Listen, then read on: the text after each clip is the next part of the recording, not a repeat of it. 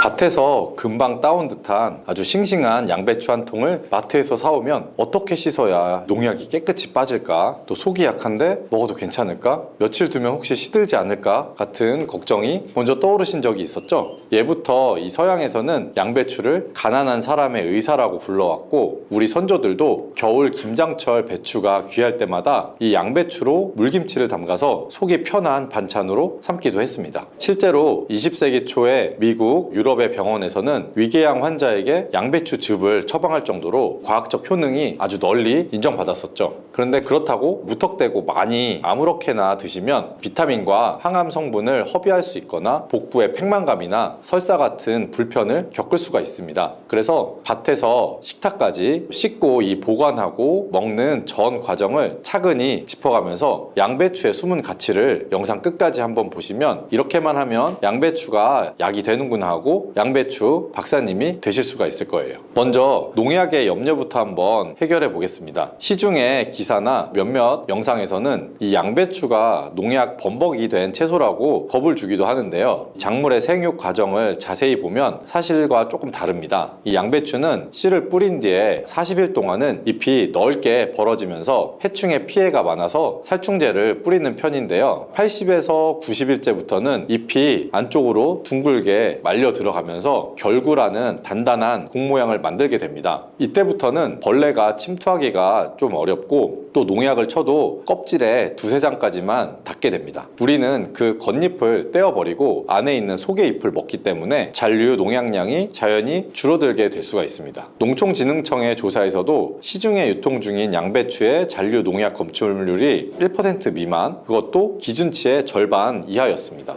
자, 만약 그렇다 해도 마음이 놓이지 않으신다면 겉잎을 두세 장 정도만 제거한 후 밑동에서 1cm 정도를 사선으로 잘라서 물기를 만들어 주시면 좋습니다. 그 상태로 찬물에 5분 정도 담가 두었다가 흐르는 물에 살살 흔들어서 씻으면 그 안에 있는 먼지나 흙, 잔류 농약이 물기를 따라서 빠져나가게 됩니다. 식초나 베이킹소다는 넣지 않으셔도 됩니다. 이 식초는 위 건강에 필수인 비타민 U를 잘 녹여서 내보낼 수가 있고요. 그리고 베이킹소다는 조직을 부드럽게 만들어서 씹을 때 물이 흐르는 그 식감을 유발할 수가 있습니다. 그럼 잘 씻었으니 이번에는 속을 한번 살펴볼 차례입니다. 양배추 100g 대략 잎 3장 정도에 들어있는 비타민 U는 평균 40mg 정도인데요. 이 물질은 위 점막 세포의 성장 인자와 비슷한 구조여서 헬리코박터균이 만들어내는 독소를 억제해주고요. 또 상처난 점막을 빠르게 덮어줄 수가 있습니다. 미국 스탠퍼드 의대에서 1960년대에 임상시험했던 기록을 보면 하루 200ml 정도의 양배추즙을 약 2주 동안 마신 환자의 65%가 내시경 재검을 했을 때 궤양이 거의 아물었다고 합니다. 또 설포라판 함량은 100g당 25에서 30mg으로 브로콜리 새싹에만 살짝 밀릴 뿐 일반 채소 중에서는 아주 손꼽히는 수준입니다. 이 설포라판은 세포에 해독 효소를 켜서 노폐물을 빼내고 또 암세포의 증식을 막는 유전자를 활성화합니다. 국내 서울대 식품영양학과 연구팀이 실험쥐에게 양배추 분말을 사료에 5% 정도를 넣어서 약 12주 동안 먹여봤더니 간과 대장 조직의 활성산소 수치가 대조군 대비했을 때 약 30% 이상 낮아졌다는 결과도 있습니다. 그리고 더불어서 칼륨도 바나나 못지않게 아주 풍부한데요. 100g당 220mg 정도 수준이라 짜게 먹어서 보통 혈압이 좀 높은 분들은 같이 드시면 좋고요. 비타민 K도 같은 양의 7-80 마이크로그램 정도 들었으니까 하루 권장량의 70% 정도를 손쉽게 채워서 뼈의 소실을 늦춰줄 수가 있습니다. 식이섬유는 불용성 또 수용성이 골고루 들어있어서 변비와 설사를 동시에 완화할 수 있고요. 장벽을 튼튼하게 해서 면역력 향상에 기여합니다. 자, 그럼 귀중한 성분들을 최대한 지키려면 조리 온도를 꼭 기억하셔야 합니다. 비타민 U는 70도부터 그리고 설포라판은 140도 정도부터 크게 줄어들기 시작합니다. 따라서 물에 잠길 정도로 삶거나 아주 높은 불에 볶으면 안 되고요. 수증기만 스치듯이 살짝 찌는 것이 제일 좋습니다. 방법은 다음과 같은데요. 냄비에 물 1컵 정도만 붓고 끓이시고요. 물이 끓어서 김이 나면 찐망이나 뚜껑이나 스테인리스 체에다가 양배추를 올려주세요. 여기에 뚜껑을 덮고 잎이 얇으면 한 1분 정도, 잎이 두꺼우면 약 3분 정도 기다리시면 됩니다. 꺼낸 다음 그대로 식히거나 찬물에 살짝 헹궈서 색을 고정하시고, 이 과정을 거치게 되면 조직은 살짝 부드러워져서 씹기 편하면서도 영양 손실이 최소화됩니다. 이후에 채칼로 곱게 썰어서 샐러드나 비빔밥에 넣어 드셔도 되고, 된장국 마지막 단계 30초 정도만 휘저어서 넣으면 아삭함이 살아있는 맛을 느낄 수가 있습니다. 만약에 씹는 힘이 약하신 분이라면 믹서기로 주스를 만들어 보시면 좋은데요, 당근, 사과, 레몬 한 조각을 넣은 CCA 주스를 추천해 드립니다. 믹서 대신에 착즙기를 쓰시면 불용성 섬유가 걸러져서 목 넘김이 훨씬 부드럽고요, 주방에 믹서기가 혹시 없으면 강판에 가른 다음에 면포로 짜셔도 무방합니다. 단 갓 짜낸 주스는 공기나 또 빛, 열에 노출되면 30분만 해도 비타민C와 설포라판이 약 20% 가까이 줄어들 수가 있어서 한 컵씩 바로바로 즉시 드시는 것이 가장 중요합니다. 그럼 양배추와 궁합이 좋은 식재료도 한번 살펴볼게요. 먼저 겨자씨나 고추냉이, 또 무처럼 약간의 매운맛을 내는 이 시니그린 식품은 양배추 안에 있는 글루코시놀레이트가 설포라판으로 변환이 되는 효소를 도와줍니다. 그리고 양배추 샐러드에 통겨자, 레몬즙, 꿀을 약 1대1대1로 섞어서 소스를 만들어서 곁들이면 톡 쏘는 이 향과 함께 건강 효과도 함께 챙길 수가 있습니다. 그리고 둘째로는 들기름, 참기름, 올리브유 같은 불포화 지방산이 비타민 K와 A의 지용성 흡수를 증가시킬 수가 있어서 뼈와 피부 건강에 시너지 효과를 낼 수가 있습니다. 단 1인분에 기름은 5ml 정도 작은 술만 쓰는 손톱만큼의 법칙을 지키시는 것이 좋고요. 그리고 세 번째 음식은 요구르트나 김치, 된장 같은 발효식품인데요, 이 식품들은 양배추의 식이섬유를 먹이 삼아서 장내 유익균을 폭발적으로 늘릴 수가 있습니다. 예를 들어서 찐 양배추에다가 시판 무가당 요거트를 100g 정도 부어서 배추 샐러드 겉절이를 한번 만들어 보세요. 하룻밤 숙성 후에 드시면 아주 이 톡톡 튀는 젖산의 발효 풍미와 함께 다이어트 효과도 동시에 얻을 수가 있습니다. 그러면 반대로 함께 먹으면 불편할 수 있는 음식도 물론 있겠죠. 튀김, 삼겹살, 소세지처럼 포화지방과 이 질산염이 많은 고온의 조리식품은 양배추의 해독과 배변 기능을 이제 과도하게 자극하기 때문에 복통이나 급성 설사를 일으킬 수가 있습니다. 그리고 짠 젓갈이나 액젓, 찌개 국물도 마찬가지로 나트륨이 설포라판의 항염작용을 떨어뜨린다는 보고가 있기 때문에 간은 삼삼하게 하시고 된장국이나 미역국 같은 맑은 국물과 드시는 편이 좋습니다. 그리고 약 중에 항히스타민제나 위산억제제인 PPI를 장기 복용 중일 때는 혹시 생양배추를 과다 섭취하게 되면 장내 발효가 급격히 일어나서 트림이나 또 속쓰림이 역설적으로 심해질 수가 있습니다. 이럴 때는 데친 양배추 약 50g 정도를 하루에 2번, 일주일 정도만 드시고 몸이 적응하면 천천히 양을 늘려보시면 좋습니다. 그렇다면 질환별, 체질별로 주의사항이 있는데요, 4가지로 요약이 됩니다. 첫 번째는 갑상선 기능 저하증 또는 갑상선 제거 수술 후에 레보티록신을 복용하시는 분들인데요, 생양배추, 양배추즙을 매일 300g 이상 장기간 드실 경우에는 요오드 흡수를 방해한다는 보고가 된 바가 있습니다. 해결책은 간단한데요, 살짝 찌거나 데쳐 드시는 것으로 조리법을 바꿔보시고 한 끼에 100g, 하루에 총 200g 정도 이하로 제한하면 문제가 되지 않습니다. 두 번째는 와파린이나 클로피도그렐, 또 아스피린 같은 항응고제를 쓰는 경우인데요, 비타민 K 과다 섭취가 약물 효과를 바꿀 수가 있기 때문에 문제가 될 수가 있고요, 이 경우에도 하루에 약 70g 정도 수준에서 일정량만 꾸준히 드시면 병원이나 약국에서 용량 조절을 쉽게 할 수가 있기 때문에 몰아서 많이 드시지 마시고 매일 소량 드시는 원칙을 지키는 것이 중요합니다. 그리고 세 번째는 신장 투석증으로 고칼륨 식사 제한이 필요한 경우인데요, 데친 뒤에다가 물에다 한번 헹구어서 칼륨을 50%가량만 제거한 후에 식사당 한 30g 정도만 드시는 방법을 추천해 드립니다. 그리고 네 번째는 손발이 늘 차고 설사를 잘하는 몸이 찬 냉성의 체질인 분이라면 생채보다는 볶음 양배추를 드시는 것이 좋습니다. 중불에 들기름 반 큰술 정도를 두르고요, 양배추, 당근, 표고버섯을 각각 70대, 30대, 20 정도 비율로 섞어서 2분간 뒤적이면 향은 살아있고 속은 따뜻해지는 손난로 반찬이 됩니다. 그럼 이제 보관 비법으로 한번 넘어가 볼 텐데요, 양배추는 호흡량이 적은 저호흡 채소라서 0에서 4도씨에서 통 통째로만 보관해도 3주 이상 신선함을 유지합니다. 다만 냉장고 안에서 수분이 날아가면 겉잎이 마르고 갈라지기가 쉽기 때문에 물을 적신 키친타월과 랩으로 이중 포장하는 것이 중요합니다. 방법은 첫 번째로 심지를 원형으로 약 2cm 정도 파낸 다음에요, 여기에 미지근한 물에 적신 키친타월을 돌돌 말아서 심지 구멍에 꼭 끼워줍니다. 양배추 전체를 키친타월로 한 번 더 감싸서 공기의 건조를 막고요, 마지막으로 랩으로 단단히 포장한 후에 지퍼백이나 비닐에 넣고 숨구멍을 2-3개 정도만 뚫어주시면 됩니다. 이렇게 해서 야채칸에 세워두면 물이 밑동으로 고여서 곰팡이가 생기는 것도 방지할 수가 있습니다. 이렇게 하시면 약 2주 정도가 지나도 잎이 고무처럼 탱탱하게 유지할 수가 있고요. 만약 이미 반 자른 양배추는 잘린 면이 갈변하기가 쉽기 때문에 레몬즙을 톡톡 발라주고 이 앞에 말씀드린 방법으로 밀봉해 주시면 됩니다. 그리고 사용하다가 남은 조각은 채를 썰어서 지퍼백에 납작하게 누른 다음 냉동하시면 8주 이상 보관이 가능하고요. 해동하지 않은 채로 된장국, 볶음밥, 부침개 넣으면 영양 손실이 거의 없이 드실 수 있습니다.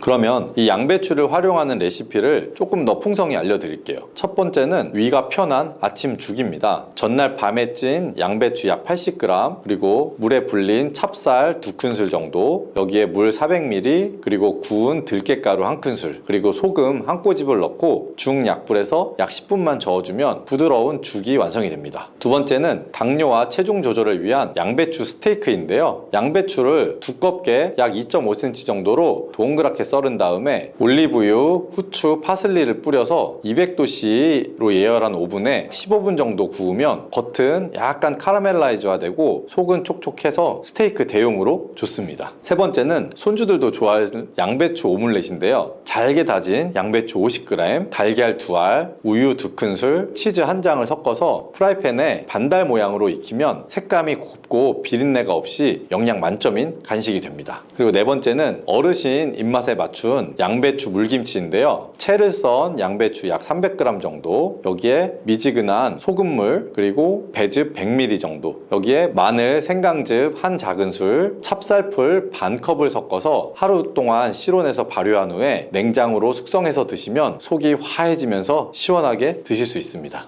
다음으로 양배추를 일상에서 꾸준히 실천하기 위한 3가지 작은 팁을 알려드릴게요. 첫 번째는 한 숟가락 법칙입니다. 매 끼니 밥 숟가락으로 2숟가락씩만 접시에 먼저 담아두세요. 우리가 눈에 보이면 손이 가고 꾸준히 먹어도 부담이 없는 양입니다. 두 번째는 색깔 신호등을 만드는 겁니다. 식탁에 빨강색 토마토, 노란색 당근, 초록색 양배추 겉잎, 하얀색 양배추 속잎을 늘어놓으면 눈으로도 먼저 즐겨서 식사의 만족도가 높아질 수 있겠죠. 그리고 세 번째는 금요일은 냉장고를 뒤집는다라는 원칙인데요. 일주일에 한 번 남아있는 채소를 모두 꺼내서 이 양배추와 함께 채를 썰어서 볶음밥 혹은 비빔면, 그리고 스프에 한번 넣어서 보세요. 버려지는 음식도 줄일 수 있고 양배추 섭취량은 저절로 늘어날 수가 있습니다. 결국 이 양배추 한 통에는 우리의 위와 장을 도와주는 비타민 U부터 혈관을 젊게 하는 설포라판, 뼈를 살리는 비타민 K, 나트륨을 씻어내는 칼륨, 그리고 변비를 풀어주는 식이섬유까지 약봉지 여러 개를 합친 종합 효능이 숨어 있습니다.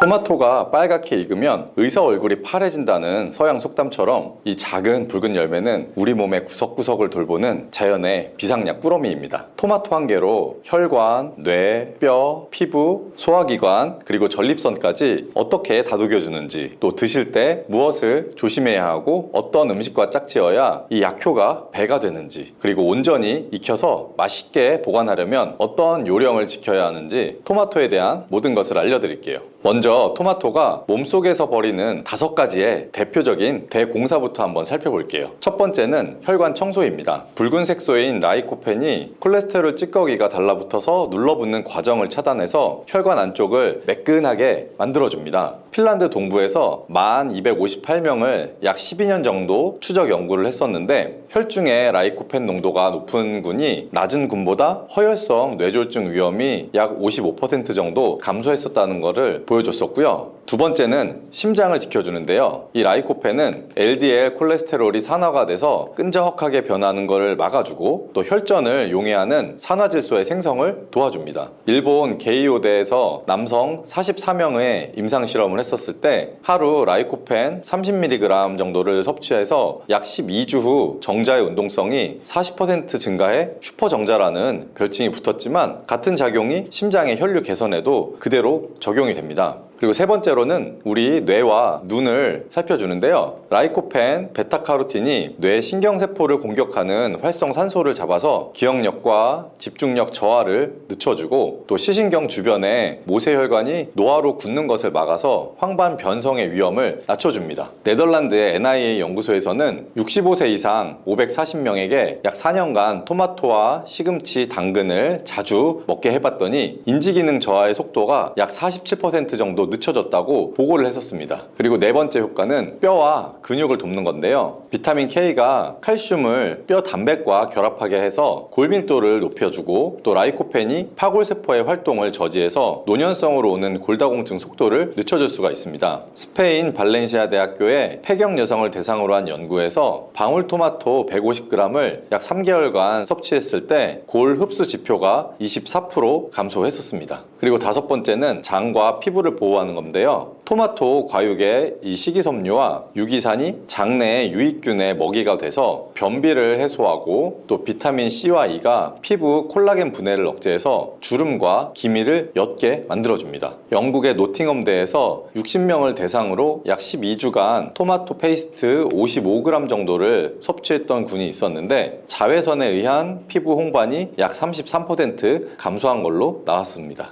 하지만 반드시 빨갛게 다 익혀서라는 단서를 빼 먹으면 약 대신에 독이 될 수가 있습니다. 덜 익은 초록색 토마토의 껍질이나 씨앗 부위에는 솔라닌이라는 알칼로이드 독소가 있습니다. 이 솔라닌은 우리의 위장관의 신경을 자극해서 메스꺼움이나 복통 또 현기증을 일으킬 수가 있고 고용량에서는 심박이 불규칙을 유발할 수가 있습니다. 토마토를 완숙 단계로 우리가 후숙을 시키면 이 솔라닌 함량이 약 10분의 1 이하로 떨어지니까 꼭지 근처에 녹색띠가 혹시 남아있다면 신문지에 싼 다음 실온에서 2일 이상 두고 드시면 좋습니다. 그리고 후숙 시에는 이 종이봉투 안에 사과 조각을 넣으면 사과에서 내뿜는 에틸렌 가스 덕분에 더 빨리 익힐 수가 있습니다. 그리고 토마토와 상극인 음식 5가지도 기억해 두시면 좋은데요. 첫 번째는 삶은 감자와 고구마입니다. 여기에 전분이 라이코펜과 결합해서 흡수율이 약 20% 이상 줄어들 수가 있고 또 이 전분의 소화로 가스가 많이 생기다 보면 배의 더부룩함이 심해질 수가 있습니다. 두 번째는 설탕인데요. 비타민 B군을 대사 과정에서 대량 소모하기 때문에 피로 회복과 면역력을 깎아먹는 효과를 발생할 수가 있습니다. 그리고 세 번째는 생오이와 양배추입니다. 아스코르비나아제나 미로시나아제가 비타민 C를 산화를 시키기 때문에 항산화력이 줄어들 수가 있습니다. 네 번째는 진한 간장, 베이컨, 그리고 훈제 햄인데요. 이 음식들 안에 들어있는 나트륨이 칼륨의 혈압 강화 효과를 상쇄하고 또 햄 속에 있는 아질산염이 라이코펜과 반응해서 발암성의 N니트로소 화합물 생성을 돕기 때문입니다. 그리고 다섯 번째는 기름진 삼겹살의 대량 섭취인데요. 포화지방이 위의 배출 시간을 지연시키기 때문에 산성의 토마토즙이 식도로 역류하면서 속쓰림을 악화시킬 수가 있습니다. 자, 그렇다면 반대로 궁합이 잘 맞아서 약효를 2~3배 정도 키울 수 있는 조합 6가지를 소개해 드릴게요. 첫 번째는 올리브유입니다. 올리브유 안에는 불포화지방이 많이 들어있죠. 이 불포화지방이 라이코펜을 씻어내듯이 녹여서 장의 세포막을 통과시키고 그 올리브유 안에 있는 폴리페놀이 추가로 항염 효과를 낼 수가 있습니다. 두 번째는 두부와 달걀인데요. 이 안에 들어있는 단백질과 레시틴이 지용성인 라이코펜을 미세한 입자로 감싸서 혈액의 운반을 도와주고 또 두부에 있는 이소플라본이 라이코펜과 함께 전립선과 유방세포의 자멸을 촉진할 수가 있습니다. 세 번째는 양파와 마늘인데요. 퀘르세틴 그리고 마늘 속의 알리신이 라이코펜과 함께 콜레스테롤의 산화를 억제해서 심근경색의 위험을 크게 낮출 수가 있습니다. 네 번째는 시금치 시금치와 브로콜리입니다. 이 안에 들어있는 루테인, 또 지아잔틴, 그리고 설포라판이 라이코펜과 함께 모세혈관 또 망막의 산화 손상을 막아서 노년성의 실명을 예방할 수가 있습니다. 다섯 번째는 호두, 아몬드 잣인데요. 오메가3 그리고 비타민 E가 라이코펜의 재활용 경로를 활성화해서 항산화 회전을 반복시킬 수가 있습니다. 그리고 여섯 번째는 저지방 요거트입니다. 요거트 안에 들어있는 유산균이 토마토 섬유를 발효해서 단수의 지방산을 만들고, 이 지방산이 장벽의 면역력을 높여줄 수가 있고요. 또 토마토 섭취 후에 발생할 수 있는 가스나 설사를 줄여줄 수가 있습니다.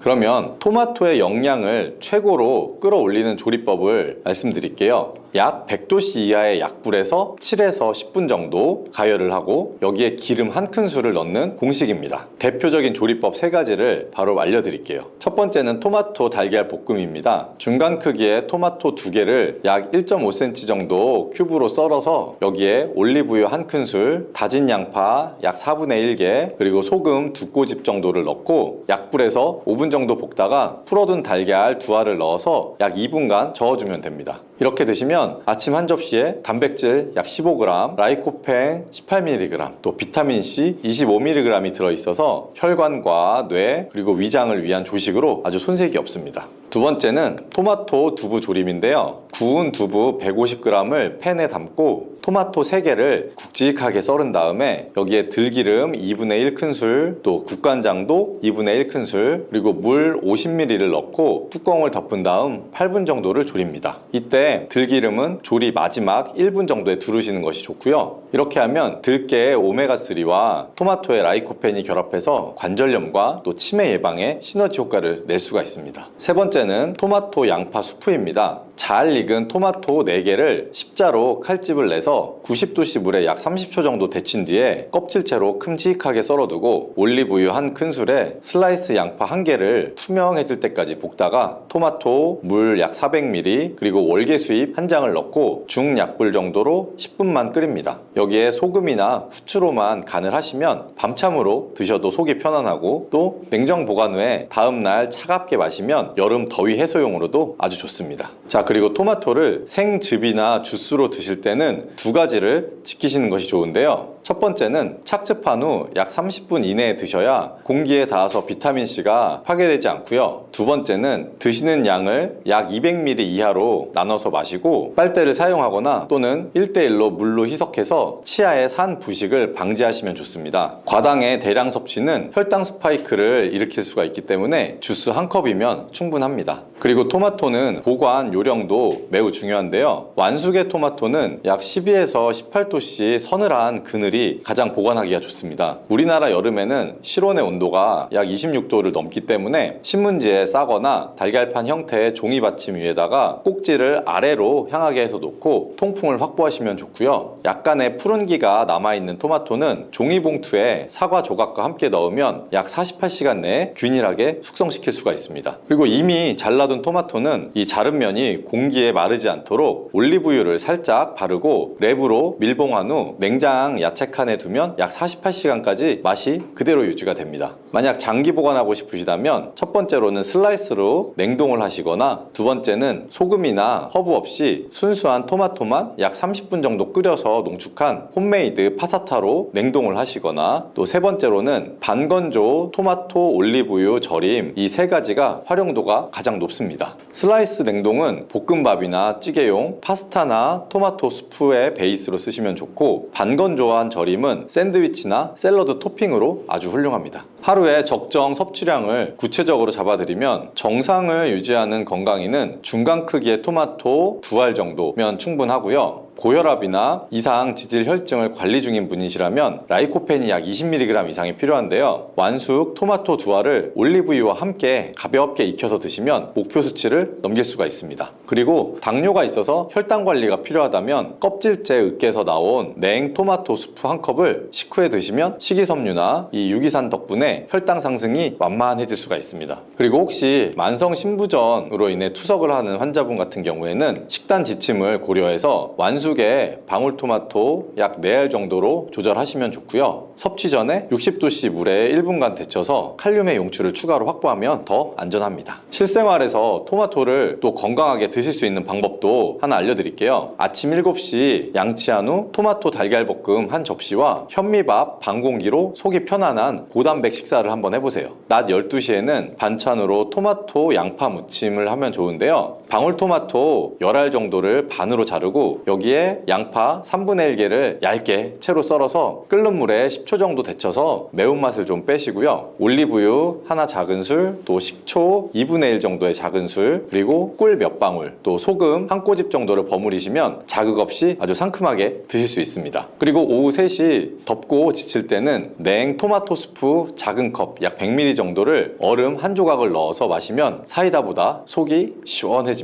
그리고 저녁 6시에는 저염된 두부와 또 시금치 그리고 토마토 스튜 한 그릇이면 단백질, 칼슘, 라이코펜 그리고 루테인까지 안전하게 챙길 수가 있습니다. 만약 고기 반찬이 당길 때는 돼지고기 대신 오징어 60g을 데쳐 넣어도 소화가 부드럽게 잘 될 수 있고요. 밤 9시 이후에는 산성 음식에 피로감이 나타날 수 있기 때문에 토마토는 하루에 여기 정도까지만 드시고요. 대신 견과류 한 줌으로 마무리하면 오메가3가 라이코펜의 재활용을 도와주면서 숙면을 준비해 줄 수 있습니다.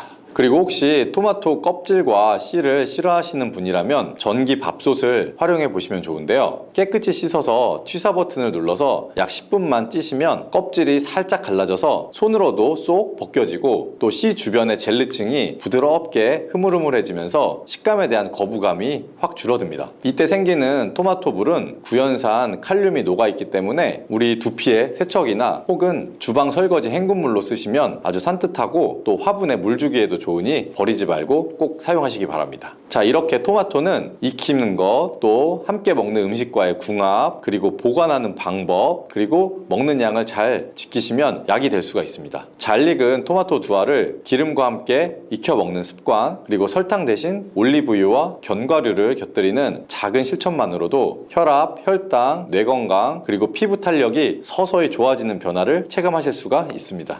우리가 늘 곁에 두고 먹으면서도 진가를 다 알지 못했던 착한 음식 감자 이야기를 풀어드리려고 합니다. 밥상에 자주 오르지만 그냥 배 채우는 탄수화물 아니야? 하고 지나치기 쉬웠죠. 사실 감자는 세계 4대 주식 작물로 꼽힐 만큼 아주 훌륭한 식량이면서도 이제껏 밝혀진 연구를 꼼꼼히 살펴보면 혈관부터 뼈, 근육, 피부, 장 건강까지 챙겨주는 팔방미인 식품입니다. 특히 60대 이후에는 근육이 해마다 1%씩 줄어들기 때문에 단백질과 미네랄 관리가 필수인데요. 감자는 이 부분에서도 큰 도움을 줍니다. 지금부터 감자의 숨은 효능, 제대로 맛과 영양을 살리는 조리법, 드실 때 꼭 기억해야 할 안전 수칙, 그리고 함께 먹어야 더 좋은 식재료까지 모두 정리해 드릴 테니 메모지 꺼내 두시고 편안히 들어주세요. 먼저 감자 한 알에 어떤 영양이 들어있는지부터 살펴볼까요? 중간 크기 감자 한 개 약 150g에는 열량이 고작 110kcal 정도밖에 되지가 않습니다. 대신 수분이 80% 이상이라 갈증 해소에도 좋고 비타민C가 약 27mg이나 들어있어서 하루 필요량의 약 30%를 충당해줍니다. 비타민C는 열에 약하다는 말 많이 들어보셨죠? 감자 속에 있는 비타민C는 전분이 둘러싸서 보호막을 만들어주기 때문에 삶거나 찌워도 손실이 비교적 적습니다. 덕분에 피부와 잇몸, 혈관을 구성하는 콜라겐 합성을 도와서 주름이나 출혈, 또 잇몸 붓기를 예방해주고 철분 흡수를 도와서 빈혈 개선에도 힘을 보태줍니다. 감자 껍질과 바로 밑에 과육에는 클로로겐산이라는 폴리페놀 항산화 물질이 아주 듬뿍 들어있습니다. 이 성분은 세포 노화를 막아주고 몸속의 과산화지제를 줄여서 피부 탄력과 주름 관리, 또 심장질환 예방, 그리고 암세포 억제에도 긍정적인 역할을 한다고 알려져 있습니다. 콜레스테롤, 중성지방이 높은 분, 혈당이 들쑥날쑥한 분, 살이 잘 찌는 체질이신 분에게 아주 꼭 필요한 자연 항산화제가 되겠죠. 감자 한 개에는 바나나 한 개보다 많은 칼륨이 숨어 있는데요. 칼륨은 몸속의 나트륨을 밖으로 내보내서 혈압을 부드럽게 낮춰주고 다리 부종과 경련을 완화해줍니다. 자다가 종아리에 쥐가 자주 나는 분은 아침에 쪄서 껍질째 드신 감자 한 개가 아주 훌륭한 칼륨 보충제가 될 수 있습니다. 게다가 마그네슘도 하루 권장량의 약 10%가량이 들어있어서 근육 이완과 심장 박동 안정에도 한몫을 해주죠. 단백질 이야기도 빼놓을 수가 없는데요. 감자 100g의 단백질 함량은 약 2g 남짓이지만 질이 뛰어나다는데 그 의미가 있습니다. 네덜란드 연구에서 흡수율 함유율 그리고 아미노산의 균형을 따져서 100점을 넘으면 최고급 단백질이라 불렀었는데 달걀, 카제인과 함께 감자가 그 명단에 이름을 올렸습니다. 캐나다 연구도 감자 단백질을 섭취한 그룹이 근육 합성이 더 빨랐다는 결과를 내놓았죠. 날마다 달걀 한두 개와 껍질째 찐 감자 한두 개를 같이 드시면 동물성, 식물성 단백질을 균형 있게 받아서 근육이 빠지는 속도를 늦추고 힘찬 일상을 유지하실 수가 있습니다. 이쯤 되면 좋은 건 알겠는데 그럼 어떻게 먹어야 영양 손실을 줄일 수 있을까 궁금하실 텐데요. 감자를 조리할 때 효능 변화가 큰 영양소가 바로 클로로겐산입니다. 생감자 껍질 1g엔 1mg 정도 들어있는데 삶으면 0.6mg으로 줄어들고 찌면 오히려 1.6mm까지 늘어난다는 실험 결과가 있습니다. 이는 찌는 과정에서 효소의 활성이 살아나고 물에 녹아서 빠져나가지 않기 때문인데요. 반면에 구울 때는 약 200도씨 이상 고온을 오래 가해서 폴리페놀이 대부분 파괴가 되고 튀기면 기름과 열이 만나서 발암물질인 아크릴아마이드가 생길 수 있어서 피하는 것이 좋습니다. 결론은 그래서 간단합니다. 깨끗이 씻어서 껍질째 찐 감자가 영양 보존율 1등입니다. 찔 때는 찜통 뚜껑에 물방울이 다시 떨어져서 과육이 물러지지 않도록 면포를 한 겹 덮어주시면 식감이 훨씬 좋습니다. 그럼 생감자즙 이야기도 한번 해볼까요? 위궤양, 위염이 잦은 분은 공복에 생감자즙을 한 컵 마시면 위산과다로 인한 통증을 완화하는데 도움을 받을 수가 있습니다. 만드는 요령은 간단한데요. 깨끗이 씻어서 싹과 녹색의 껍질을 잘 도려낸 감자 반 개를 사과 조각 그리고 비트 조각과 함께 믹서에 넣고 물을 반 컵 정도를 부어서 곱게 갈아주시면 바로 완성이 됩니다. 다만 감자가 찬 성질이 강하기 때문에 배가 찬 분들이나 평소 장 트러블이 잦은 분은 한 번에 종이컵 절반 정도의 양만 드시고 따뜻한 물이나 여기에 생강차를 곁들이시면 속이 편안하실 겁니다. 감자는 글루텐이 없어서 밀가루 알레르기가 있는 분도 부담 없이 드실 수 있다는 장점이 있습니다. 대신 혈당 걱정이 있는 분은 양 조절이 중요한데요. 감자 자체의 혈당 지수는 밥보다는 약간 낮지만 익히는 방식이 이 당의 수치를 결정하게 됩니다. 구운 감자나 말랑하게 삶은 감자는 전분이 노화되지 않아서 혈당을 빨리 올릴 수가 있습니다. 껍질째 찐 뒤에 식혀서 먹으면 저항성 전분이 늘어나 혈당 상승이 완만해져서 당뇨가 있으신 분이라면 찐 뒤에 식혔다가 다시 살짝 데워 먹기 방법을 권합니다. 감자만 단독으로 많이 먹으면 탄수화물 과잉이 될 수 있기 때문에 여기에 삶은 달걀, 그릭 요거트, 삶은 콩과 한 접시에 담아서 단백질과 식이섬유를 함께 챙기시면 혈당 관리에도 훨씬 유리합니다. 이제 감자 먹을 때 주의사항도 짚고 넘어가 봐야겠죠. 감자의 싹과 녹색 부분에는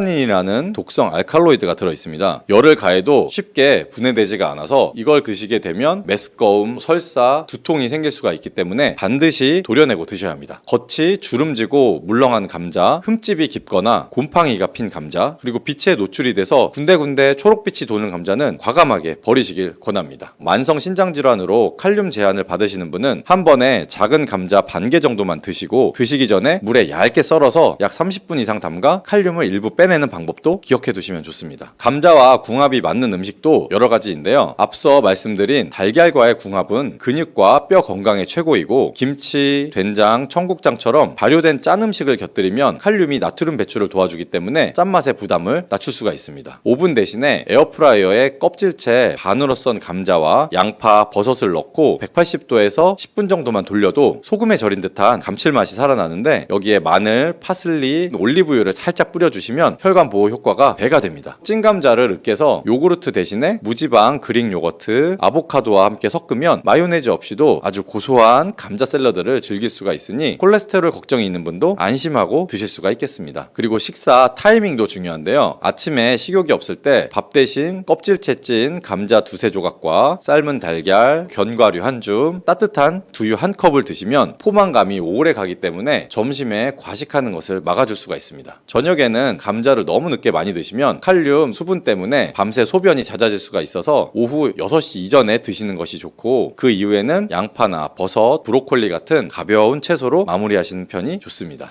혹시 치아가 약해서 딱딱한 껍질이 부담스러우신가요? 껍질째 찐 뒤에 껍질 부분을 포크로 눌러서 으깨면 껍질이 아주 잘게 부서져서 치아가 약해도 씹는데 큰 무리가 없습니다. 믹서에 갈 때는 껍질째 넣으셔야지 항산화 성분을 오롯이 섭취할 수 있다는 점 꼭 잊지 마시고요. 그러면 보관 요령도 간단히 알려드리겠습니다. 감자는 빛을 만나면 바로 싹이 나고 초록빛이 돌기 시작하니까 서늘하고 통풍이 되는 어두운 곳에 두셔야 합니다. 양파와 같이 두면 수분을 빼앗겨서 금세 금세 쭈글쭈글해지니 따로 보관하시는 것이 좋고, 신문지에 싸서 상온 5에서 10도 정도 장소에 두는 것이 가장 좋습니다. 냉장고의 야채칸은 너무 차가워서 전분이 당으로 바뀌어 단맛이 변하고 조리 시에 갈색이 짙어질 수 있기 때문에 피하시는 것이 좋고요. 그럼 마지막으로 하루 얼마를 먹는 게 좋을까 한번 정리해 드리겠습니다. 특별한 신장 문제가 없는 성인이라면 소주잔 크기의 작은 감자 기준 2~3개, 중간 감자라면 1~2개 정도면 비타민C와 칼륨, 클로로겐산을 충분히 챙길 수가 있습니다. 당뇨가 있는 분은 한 끼에 중간 감자 반 개로 시작해서 혈당 반응을 살피면서 양을 조절하시면 좋고요. 그리고 생즙으로 드실 때는 하루 2잔을 넘기지 않는 것이 좋습니다. 그럼 내용을 한번 정리해 볼게요. 감자는 열량은 낮지만 비타민C, 클로로겐산, 칼륨, 마그네슘, 고급 단백질을 두루 지닌 고마운 식품입니다. 껍질째 깨끗이 씻어서 쪄서 드시면 영양 손실이 최소이고, 달걀, 김치, 발효식품, 견과류와 같이 드시면 맛과 건강을 동시에 챙길 수가 있습니다. 싹이 난 부분과 녹색 껍질은 꼭 도려내고, 신장 질환이 있으신 분들은 양을 줄여서 드시면 좋고요. 찬 성질 때문에 배가 약한 분은 따뜻한 차와 함께 드시면 속이 편안하실 겁니다. 오늘 알려드린 팁으로 올 가을부터는 감자를 그냥 반찬이 아니라 근육과 혈관을 지켜주는 든든한 영양 파트너로 한번 삼아보세요.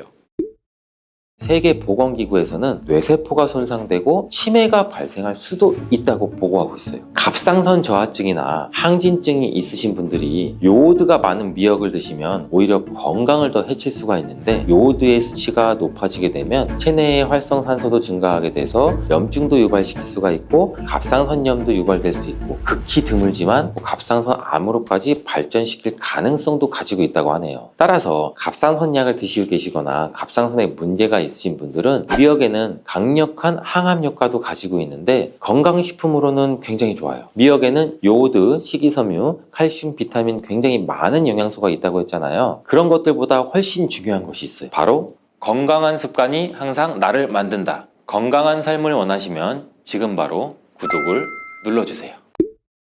미역과 이것 함께 드시면 당뇨가 낮아지고 치매도 예방됩니다. 평소 무심코 한 이 행동 때문에 암과 치매에 걸릴 수가 있어요. 미역에는 풍부한 영양 성분이 있어서 당뇨 예방, 골다공증, 심혈관 질환, 암 예방 등등 굉장히 다양한 효능을 갖고 있는데, 그렇다면 여러분들 미역은 어떻게 먹어야 암과 치매에 안 걸리고 우리 몸을 건강하게 만드는 보약이 될 수 있을까요? 미역국 끓일 때 고소한 들기름에 미역을 달달 볶아서 끓여 먹으면 정말 맛있잖아요. 그런데 절대로 미역을 볶을 때 들기름을 넣고 조리하시면 안 됩니다. 들기름은 오메가3 지방산과 리놀렌산이 풍부해서 혈관의 콜레스테롤도 제거해주고, 노폐물을 배출해서 혈관을 건강하게 해주는데 심혈관 지방 예방해주고, 뇌신경도 활발하게 해서 치매 예방에도 굉장히 좋은 효능이 있어요. 그런데 이 들기름은 발연점이 낮아서 열을 가하게 되면 산패가 돼요. 쉽게 좋은 성분은 없어지고, 열을 가하게 되면 1급 발암물질인 벤조피렌까지 생성이 되죠. 벤조피렌은 암을 발생시킬 뿐만 아니라 우리 내분비계에 교란을 일으켜요. 장애도 일으키고 뇌 건강에도 정말 악영향을 주는 정말 위험하고 안 좋은 물질이에요. 건강에 좋은 줄 알고 넣은 들기름 때문에 오히려 건강을 해치는 독을 먹게 되는 상황까지 되는 거죠. 들기름은 그러면 미역국에 안 넣어야 되냐? 아니에요. 미역국을 다 끓인 다음에 마지막에 한 스푼 들기름을 넣어서 드시면 이 들기름의 효능과 고소한 맛을 온전히 누릴 수가 있어요.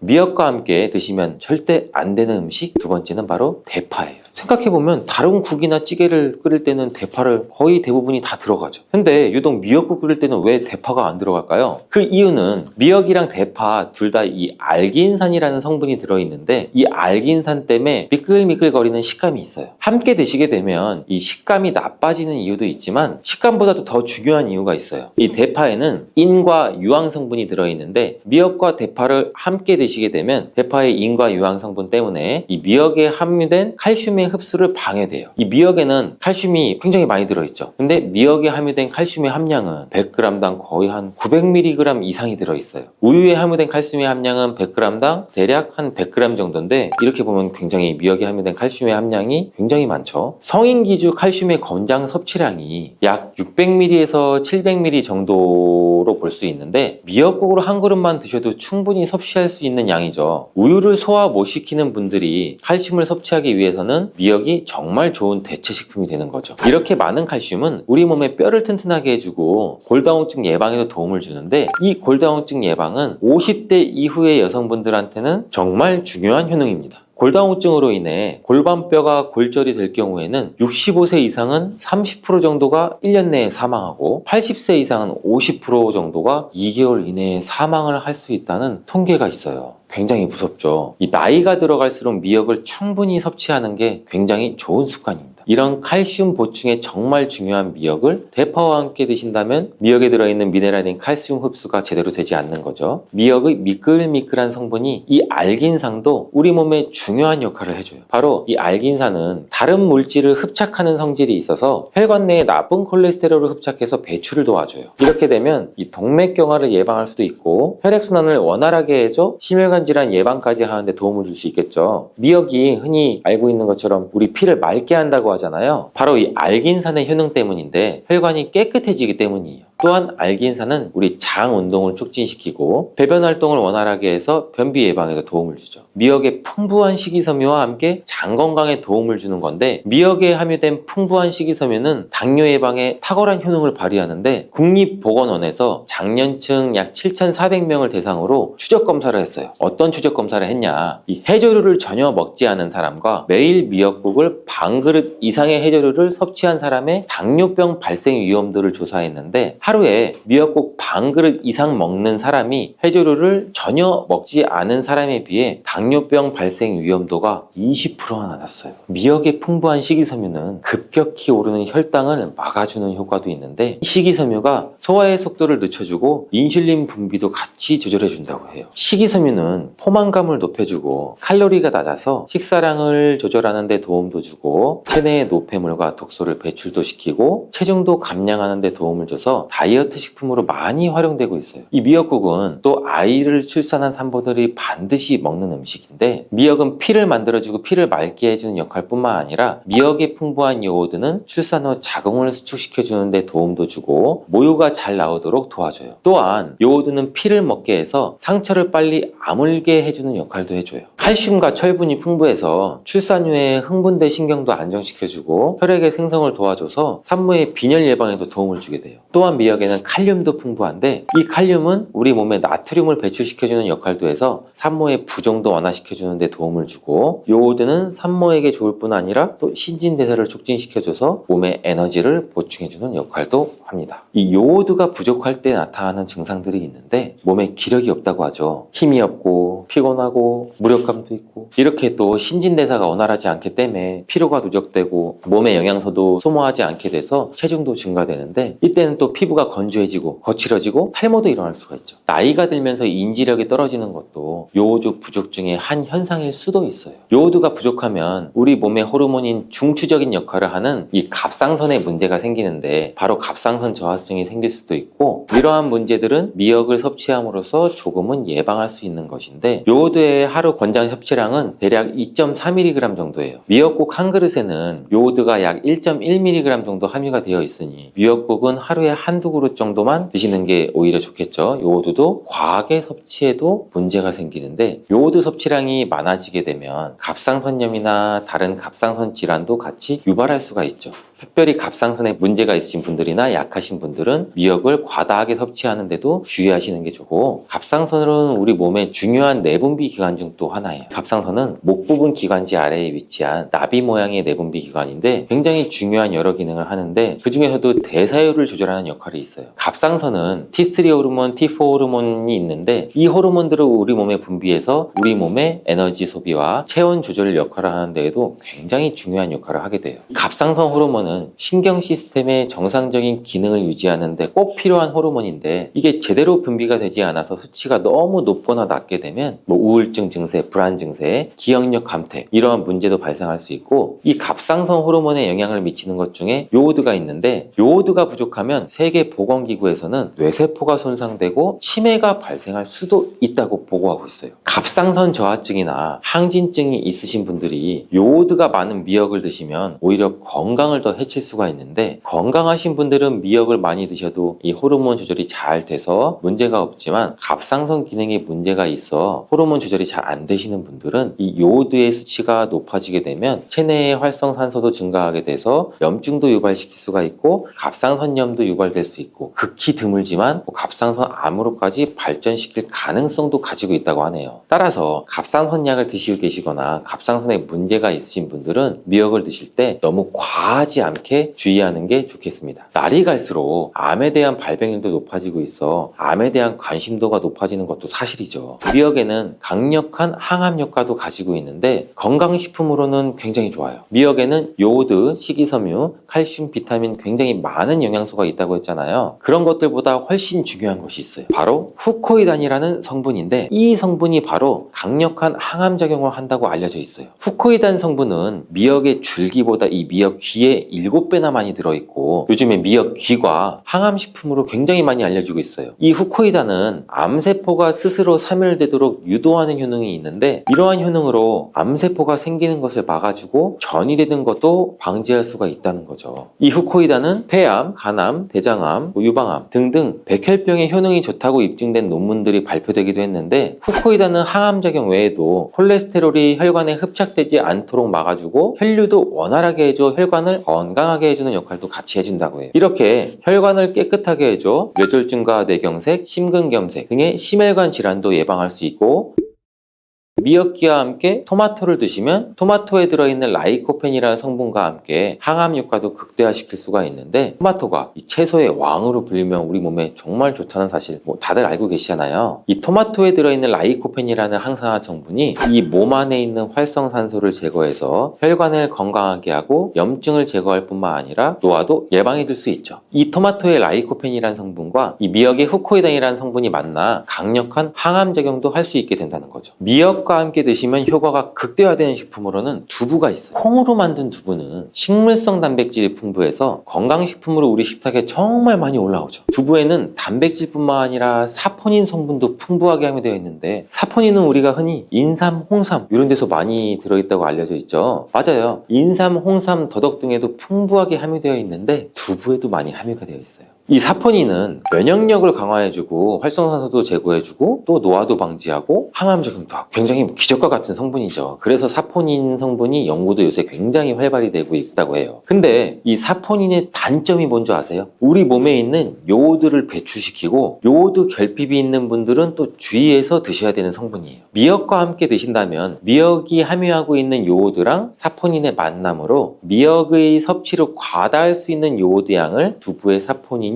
어느 정도 배출시켜줘서 걱정 없이 드실 수가 있게 되는 거죠. 칼슘은 뼈를 튼튼하게 만들어준다고 우리 상식적으로 굉장히 많이 알고 계시잖아요. 우리 몸에 칼슘이 많아도 골다공증이 생긴다는 소리 혹시 들어보셨나요? 칼슘이 많은데 골다공증이 왜 생기지? 칼슘은 골다공증을 예방해주는데 덴마크나 스웨덴 같은 나라에서는 골다공증이 굉장히 많다고 해요. 오히려 많은 칼슘이 우리 몸에 쌓여서 혈관이나 심장에 쌓여 석회화도 일으키고 건강도 해치게 되는 경우도 많은데 그렇다고 칼슘이 풍부한 음식은 안 먹을 수도 없고 어떻게 해야 할까요? 걱정하지 마세요. 해결책을 제가 바로 알려드릴게요. 그것은 계란과 함께 드시면 해결되는데 이 계란에 들어있는 다양한 영양성분 중에 오스테오칼신이라는 단백질을 활성화시켜주는 게 있어요. 이 단백질은 뼈를 튼튼하게 해주고 칼슘이 뼛속으로 제대로 흡수할 수 있게 도와줘요. 이 오스테오칼신을 활성화해주는 역할을 하는 게 비타민 K2예요. 우리나라에서는 그동안 이 비타민 K2가 허가가 늦게 나서 그동안 정식으로 섭취 못했었는데 비타민 K2도 한 1년 전인가 2년 전부터 허가가 나서 지금은 요새 영양제를 보면 칼슘과 마그네슘, 비타민 D 그리고 비타민 K2까지 같이 들어있어서 칼슘의 흡수를 더욱 용이하게 만들어주는 영양제도 쉽게 찾아볼 수가 있어요. 그런데 이렇게 칼슘을 아무리 많이 섭취해도 흡수가 안 돼 그대로 혈관에 남게 되면 쌓이고 쌓여서 석회화를 유발시킬 수 있겠죠. 이처럼 미역과 계란을 함께 섭취하면 칼슘의 흡수를 도울 뿐 아니라 우리 몸의 pH 균형도 잡아주는데 굉장히 중요한 역할을 해줘요. 미역은 알카리성 식품이고 계란은 산성 식품. 같이 섭취하면 약 알카리성 상태로 유지를 시켜주는데 미역은 단백질과 잘 어울리니 계란과 함께 먹으면 소화도 잘 되고 우리 몸의 흡수도 굉장히 잘 된다고 합니다.